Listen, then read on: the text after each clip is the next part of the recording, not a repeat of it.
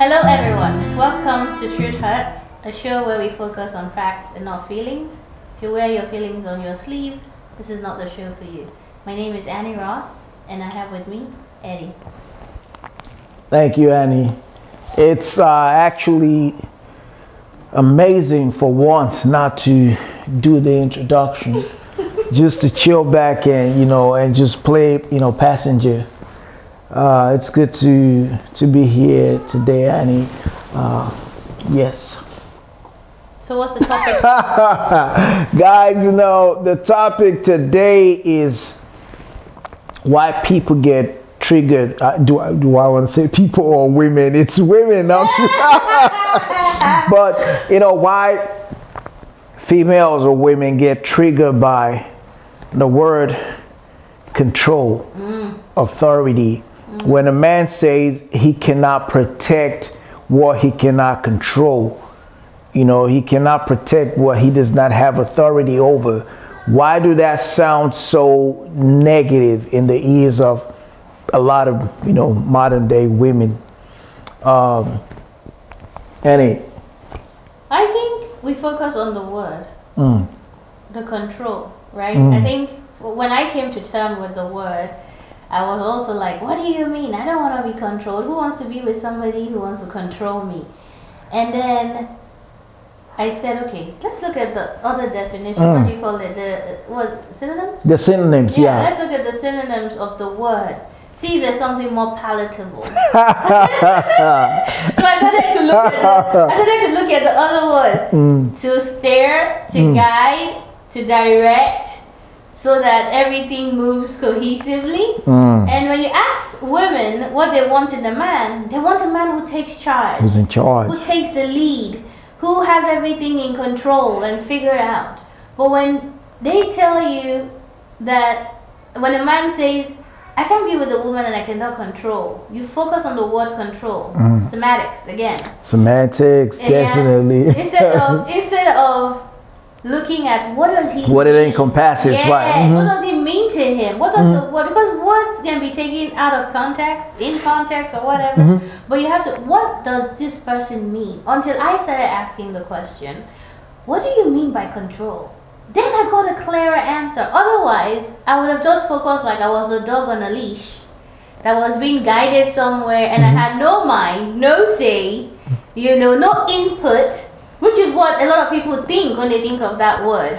Annie, that's unfortunately why males and females butt heads a lot, in relationship, because there's buzzwords. Women get triggered so easily with these buzzwords without looking at the encompassing meaning of it. For a man, when a man says, I cannot be with or have in my life a woman that I cannot control, a woman that I do not have authority over, automatically a light bulb goes off in the woman's head. Control, am I your slave? Am I your dog? Am I your pet that am I your child that you want to manipulate, that you want to be a how do they call it, a slave master over, a taskmaster? But in the head of the man, that's not what he meant. That's not what's going on. It means if you do not listen, if you will not listen, if you do not align with the mission, how do I steer you? Because a man's mind functions completely opposite the way a woman functions. Wow. And unfortunately, a lot of females do not understand that. Naturally, because of testosterone, we are aggressive by nature. That is what accounts for the aggressiveness in males. That is why when men say a woman has become too masculine, it means she has built up, not physically building up testosterone. Again, it does take that to become a little bit more aggressive, whatever, but she's built up that masculine side of hers to where that aggression, becomes a part of her. So we control. A man is saying, if I'm willing to put my life on the line for you, if I'm willing to to jump in front of the bullet, if I'm willing to protect every man traditionally, I mean, I'm not saying there are not men that are not physically incapable, or, you know, at the same time, I'm not saying all men are aggressive, but by nature, a man has a level of aggression in him. A man has a level of, you know, physical dominance in him. That is why he's able to assume. That's why naturally or traditionally he was put there to assume that role of protector. You know, we'll take the 300, the 300, the Spartans, for example. Well, that's a common example that a lot of people can relate to.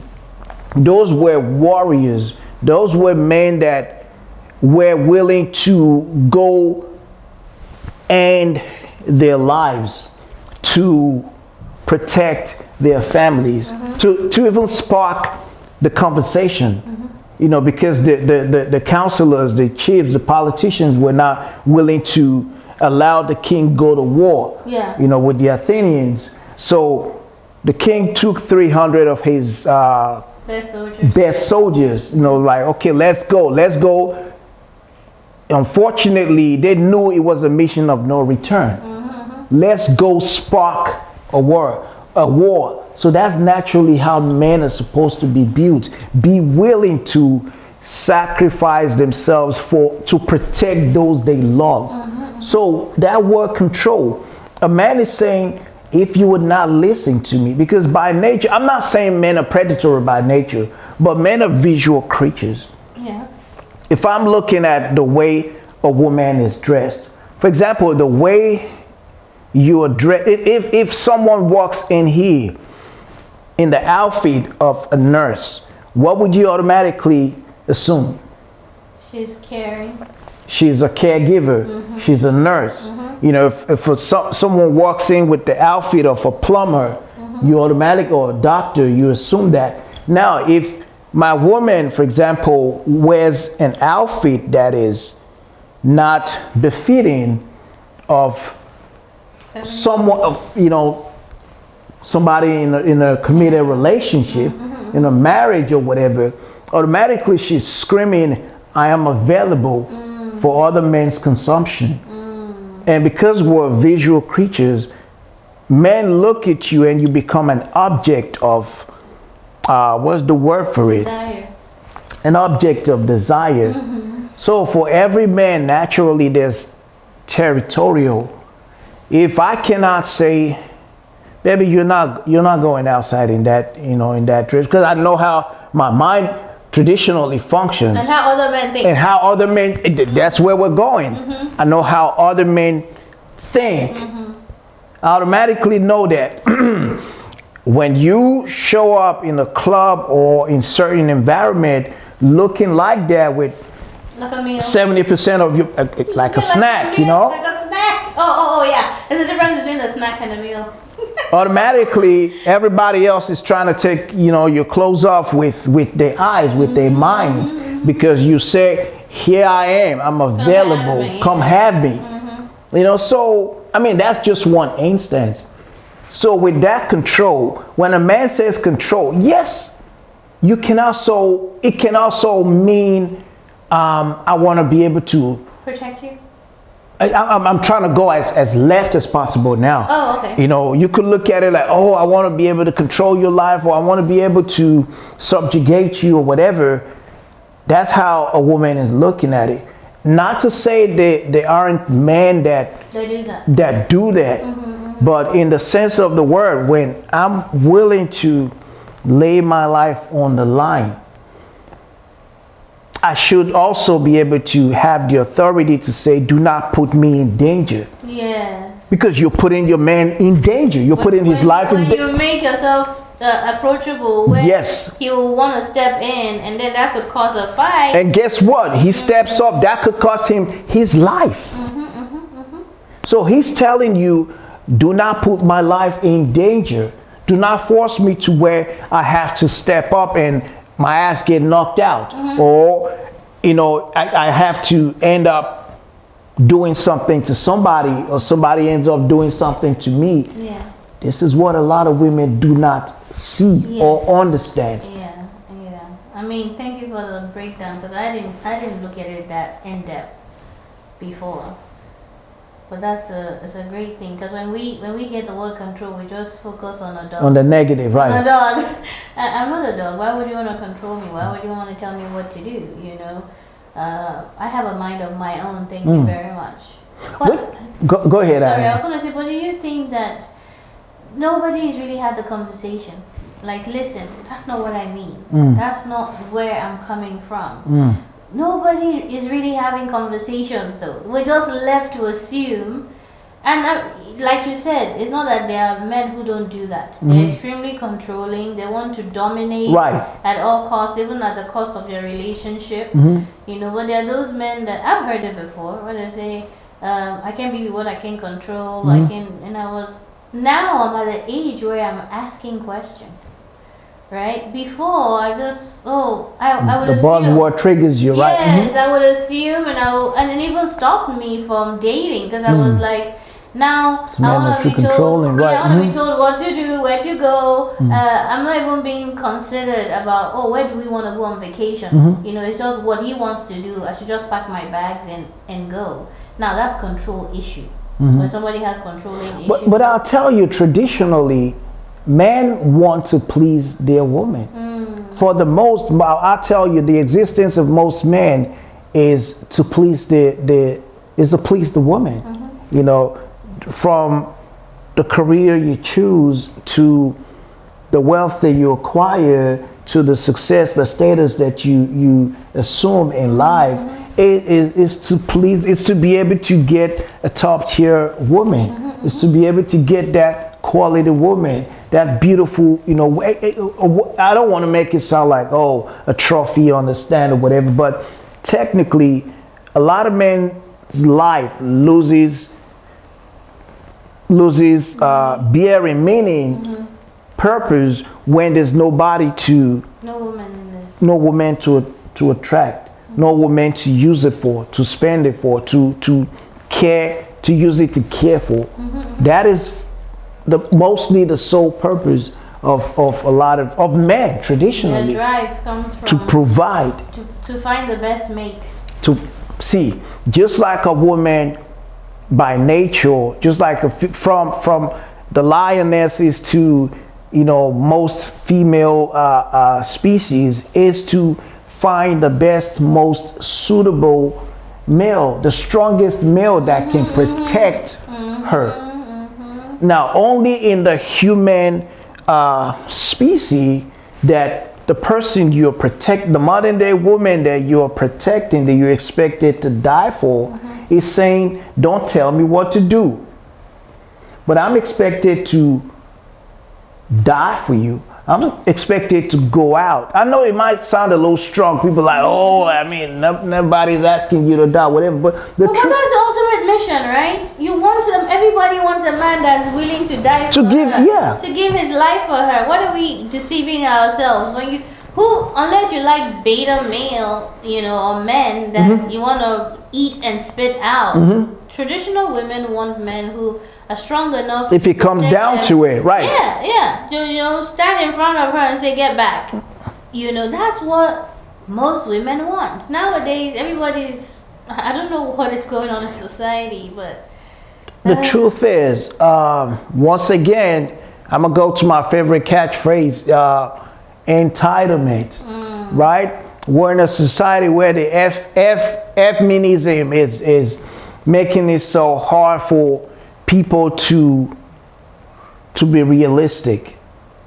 You know, you cannot see. You have to choose one. It's either one or the other. You cannot eat your cake and have it. If you and I, if a couple, if we go out, if we're outside and something goes left, believe me, until you're safe, I cannot just bolt and leave you behind. When a man goes out with his significant other, his partner, and their children. Now, it's funny. Recently, during one of their presidential campaign The rallies? rallies. That was what it was when, you know, the new president was the attempted assassination on his life. One of the people that died at the rally died protecting his family, his wife and kids. He put himself in the way of a bullet. Wow. Else he would have been one of the family's members. That is the purpose of a man. That is the expectation that a man is supposed to, the role is supposed to play. If you have a break in and one of your family members ends up dying before you, you have failed as a man. Before it gets to your wife and kids, before it gets to that woman in your life, they have to come through you. Whatever's going to touch those children has to touch you first. Whatever's going to touch your wife has to go through you first. So we've come to a world now where we live in a soft world now, where everybody wants to bitch and moan over words. You know, people cannot take, you can't, even comedians now, people get in their feelings now when they go to a comedic show to watch a comedian. You're getting mad that a comedian is ripping your ass to shred. That's what they're supposed to do. You pay to go watch them. We're in the era of cancel culture now. So control from the perspective of a man does not mean I want to rule or run your life. Unless he's just a narcissistic, you know, freak or whatever. But naturally, you know, without us overflogging the subject, when you hear control, in a man's head is, okay, I am willing to only play, let's even look at it this way. If I'm to say, please do not do that, and you're saying, I'm going to do what I want to do anyway, when it goes down, what do I do? You're going to have to protect yourself. Because you've already excused me of my role, right? Wow. It's crazy. Yeah, I think we just focus so much on the negative aspect of the word as women, right? I don't want a controlling man. I don't need anybody telling me what to do. But when you're with a healthy man, you know, you have to important, be, right? You have to be with a healthy man, a man who knows who he is. He's secure in who he is. He's not trying to control other human beings to feel empowered or to feel powerful. Right. He's certain of. He should not, I would hope. Yeah. He's certain of who he is. When that kind of a man is talking about controlling his environment, or having authority his over relationship, his home. He's coming from a healthy place. Like, listen, I want to lay my life down for you, but you have to make it easy for me to do that.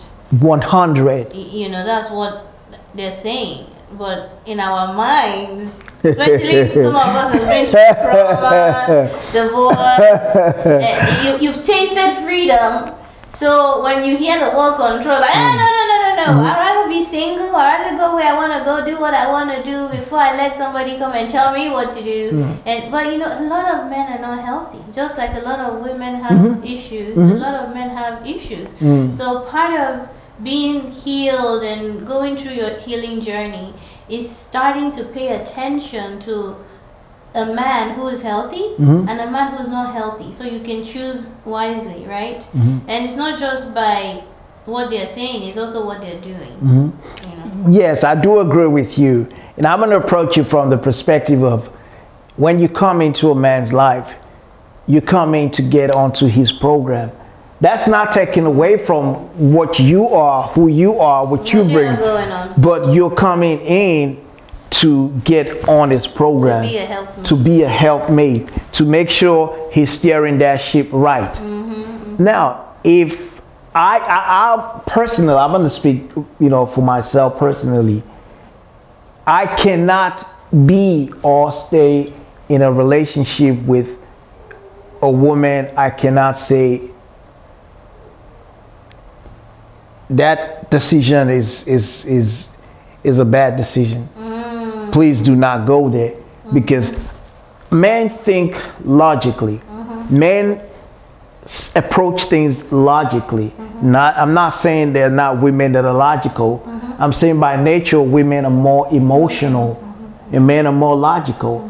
So whenever once again, a healed man, whenever he's looking at a situation, he probably already looked at it 2, 3, 4 times, reanalyze it. Why you're looking at it right now? We know we're talking about this phone. He's not just talking about this phone. He's talking about when the battery of this phone runs out. What are we going to do? You know, how are we going to get, by, or how are we going to navigate? So not every word is, especially that word control, is not intended to be a bad word. It just, unfortunately, we live in a society where we're addicted to 50 seconds, 30 seconds clips. We're addicted to 10 seconds clips. Fast food society. Where we draw a whole narrative from a 5 seconds clip. Take it out of context. It's like having a conversation with a man and he mentions the word I cannot, or he says I cannot be with a woman I cannot control. As a woman who is seeking to understand. You're not asking why. What do you mean? You're not seeking to understand. If you're a woman who is seeking to understand, and a woman who's at the point where she wants a relationship and she wants it to work and she's seeing potential in this guy, you're just not gonna throw it away and go like, oh, you want to control, right? Bye. You know, like, what do you mean by that? What does control, exactly? Explain a little further. Like? What does control look like for you? You know, what when you say I cannot be with a woman I cannot control, what characteristics must she exhibit for you to be able to control her? And what characteristics will she not exhibit so that you can control her? Like, can you break down for me? Like, break it down. Let it make sense. This is what adulting is about. It's about having conversation and seeking clarity, right? Let me ask you a question, Annie. This is something that has gone on in my head for a while. Okay. Is it a female thing? Like, women are naturally more like they're very selective of what they hear. Like women, what they want to understand. It's like I hate using the word women because it looks like I'm generalizing, but I noticed it more with females that they tend to lean more to negative connotations. You might say a bunch of things. She only picks out the negative one and fights over it. Why is that a thing with the female folk? I think it's based on the individual and where they are at. Right? Yeah, it's based on the individual and where you're at. So that this is why they say that the same woman can get into a relationship with 5 different men and she'll be a different woman with each man. So it depends to what you're bringing out, right? If you're offering transparency, clarity, understanding, and clear communication, if she's at that stage in her life where she can carry you or carry that, she would exhibit those qualities. But if she's not at that stage, let's say she's still in her early 20s, everything is all about her. She's not focused on the other person. It's all about what about me? How do I get satisfaction? What am I getting out of this? The conversation will be a lot more different. She will probably be picking the negative things when you're in the middle of an argument trying to point out what's going on. She will only she only hears the part she wants to hear. Yeah. Oh, I'm the problem. I'm the stupid one. Oh my God. So it depends the level of maturity and what she's seeking in her life at that time. I've seen this in grown women though. That's what I'm saying. What are they seeking? Are you seeking to have a peaceful relationship, or you're seeking to be right? If you're seeking to be right, and you're seeking, they need to be right. Are you seeking to be right? Are you seeking for peace, or are you seeking to be understood? What is the motive here? Because if you're gonna be arguing all the time with the person you supposedly are dating, or I mean, I'm hoping you're dating for marriage. Right. Why are you not seeking to understand? Why are you seeking to fight or to become bad or to be right? Arguments or conflicts should be, at the end of a conflict, should be a resolution. Without running away from the subject of control, right? I don't even really think conflicts will come up if people naturally, if as an individual you're a person that seek to understand.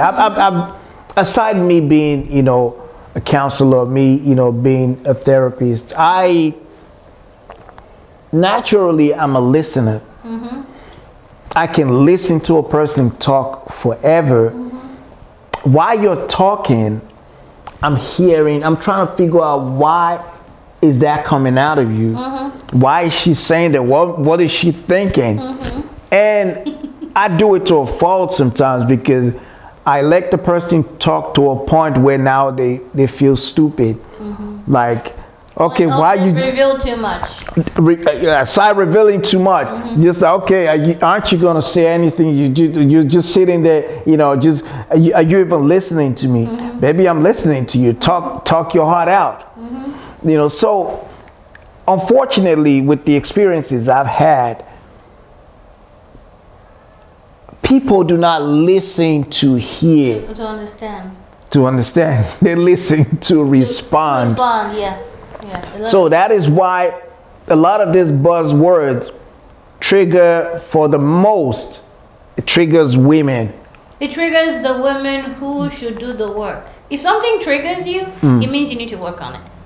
It means there's still healing to be done. Right? When you're triggered by what somebody has said, it means the first question should be, why does this trigger me so much? Why am I getting why am I reacting this way? Are they right? Is there something in me that I need to work on, whereby this is healed and I don't have to keep visiting it with the same response all the time, right? So a lot of, when we communicate, I think communication, and in fact relationships are meant to help us be a better person. Absolutely. A lot of people say, oh, you have no business getting in a relationship until you're healed. There's certain parts of yourself you can't completely heal by yourself. Without being in a relationship, because the relationship now will bring up the triggers. Absolutely. And it's not necessarily the person triggering you, it's just a trauma response or trauma that you have in you that is unresolved, that the person would trigger, and then you still have to heal, right? So control can be good, can be bad, depending on who you're dealing with. Control, submissive. Control can be good or bad depending on who you're dealing with. Now, granted that there are people who have control issues. We're not saying overlook them, but know who you're dealing with. Know what you're trying to accomplish out of your union, and when to call it, or ask them to elaborate. Just very easy. Just, can you please expatiate on what you mean by I cannot be with somebody I cannot control. Guys, I'm gonna wrap it up by saying, really, for a person for a man, speaking from a man's perspective, each time a man, I'm not saying it's every man means the same, or I'm saying general for the most, when a man makes that statement that I cannot keep or be with a person I cannot control, I do really want to say, and I believe that it's from a good place. He's meaning that, hey, if you will not listen to me, because I'm seeing as another man is seeing, you're seeing as a woman sees. I'm seeing as a man sees. So if you cannot hear me when I'm saying that is a bad move, I will not let you put my life in danger or put our lives in danger. Annie, I'll let you wrap it up. Thank you everyone for joining us today. Please like and subscribe, and we'll see you on the next episode.